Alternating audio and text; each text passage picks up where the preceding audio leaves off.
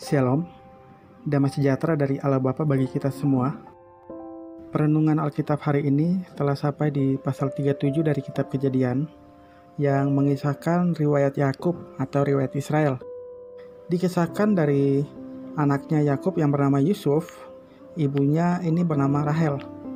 Yusuf merupakan anak kesayangan dari Yakub karena Rahel adalah istri yang paling dikasihi oleh Yakub. Dan Yakub pun memperlakukan Yusuf lebih baik daripada saudara-saudaranya, sehingga saudara-saudaranya menjadi cemburu. Dan kemudian dalam pasal 37 ayat 5-11, pada suatu kali bermimpilah Yusuf, lalu mimpinya itu diceritakan kepada saudara-saudaranya. Sebab itulah mereka lebih benci lagi kepadanya, karena katanya kepada mereka, "Coba dengarkan mimpi yang kumimpikan ini. Tampak kita sedang di ladang mengikat berkas-berkas gandum. Lalu bangkitlah berkasku dan tegak berdiri. Kemudian datanglah berkas-berkas kamu sekalian mengelilingi dan sujud menyembah kepada berkasku itu." Lalu saudara-saudaranya berkata kepadanya, "Apakah engkau ingin menjadi raja atas kami? Apakah engkau ingin berkuasa atas kami?" Jadi makin bencilah mereka kepadanya karena mimpinya dan karena perkataannya itu. Lalu ia memimpikan pula mimpi yang lain yang diceritakannya kepada saudara-saudaranya. Katanya, "Aku bermimpi pula, tampak matahari, bulan dan 11 bintang sujud menyembah kepadaku." Setelah hal ini diceritakannya kepada ayah dan saudara-saudaranya, maka ia ditegur oleh ayahnya. "Mimpi apa mimpimu itu? Masakan aku dan ibumu serta saudara-saudaramu sujud menyembah kepadamu sampai ke tanah?" Maka iri hatilah saudara-saudaranya kepadanya, tetapi ayahnya menyimpan hal itu dalam hatinya.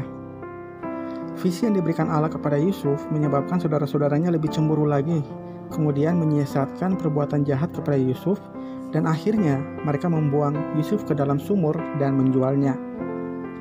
Namun kisah ini juga merupakan awal bagi Yusuf untuk hidup dalam rancangan Allah, hidup dalam visi Allah untuk kebaikannya dan untuk menjadi berkat bagi umat Allah.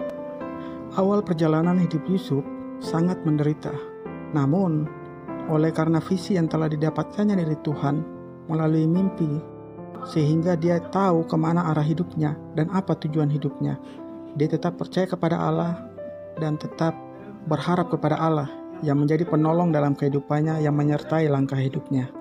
Dari kisah ini kita dapat belajar bagaimana menjalani kehidupan kita sebagai anak Tuhan yang hidup dengan visi Tuhan. Ketika kita percaya kepada Tuhan Yesus Kristus, kita dipanggil oleh Allah menjadi anaknya.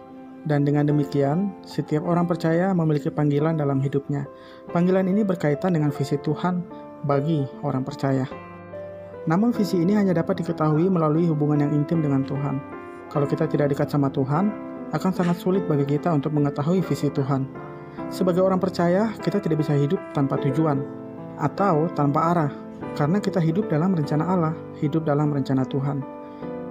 Itu sebabnya ketika kita menyadari bahwa kita hidup dalam rencana Tuhan, maka kita harus memiliki hubungan yang baik dengan Tuhan. Kita harus menjaga hubungan itu agar kita tahu apa yang menjadi kehendak Tuhan dalam hidup kita. Dan kita tahu kemana arah hidup kita atau apa tujuan hidup kita.